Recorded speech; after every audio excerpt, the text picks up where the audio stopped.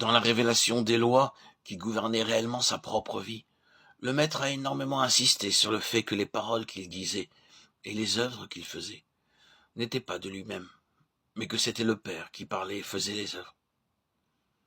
Une étude approfondie de l'évangile de Jean le confirmera. Christ a dit,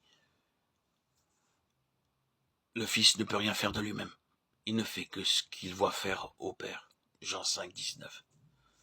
Et cette connaissance de la volonté du Père, quant à ce qu'il devait faire, comment et quand, les trois étant très importants, il l'avait, comme il le fit bien comprendre, parce qu'il demeurait dans le Père.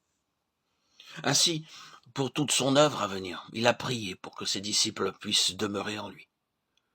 Par conséquent, la règle pour une vie, un service, une prière, efficace et fructueux, est qu'il doit y avoir une telle unité, que nous ferons uniquement, mais d'une manière sûre, ce qu'il fait.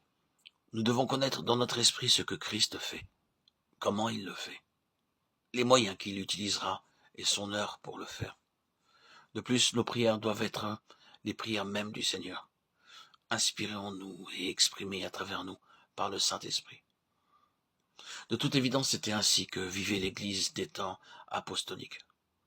Pour cela, il faut un criblage considérable de tout ce que nous proposons de faire au nom de Jésus. Et cela exige que rien ne soit fait jusqu'à ce que la pensée du Seigneur se soit fait connaître. Mais ceci nous assurera une efficacité à 100% et les résultats qui ne périront jamais. Pour les intentions pratiques de Dieu dans cet âge, Christ est représenté par l'Église, le corps fermement attaché à la tête. Et il incombe à chaque membre de prendre conscience de plus en plus pleinement de la signification de cette incorporation et unité d'identité.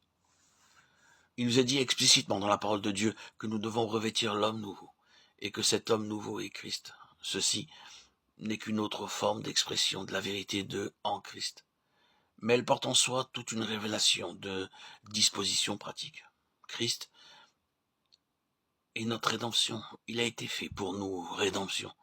1 Corinthiens 1, 30, Romains 3, 24, Éphésiens 1, 7, Colossiens 1, 14. Christ est notre justice.